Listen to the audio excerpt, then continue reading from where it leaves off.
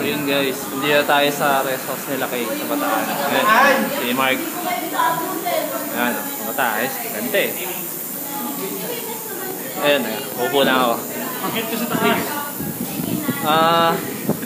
Hindi ako makaan. Baka may something. Ayan, si Chris. Natuloy din sa wakas after 5 years. 5 years. 5 years! Si Nick. Si Pao. 11 years! 11 years na ba? Si Wilson, si Isa, ano sa dulo. Jimmy, si Kay. Ayun, Erma, si Kay. Kaway kayo dito. So, ayun. Ganda dito, boy. Anong oras pa lang? Alas 12 ng tanghali. Alas 12 pa lang. So, balak na namin dapat mag-swimming eh. Kaso, tapat pa eh.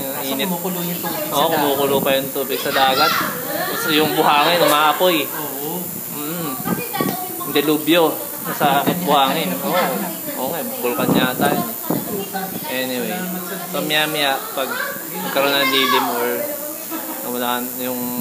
nawala na yung araw, maligo na kami siguro. Okay?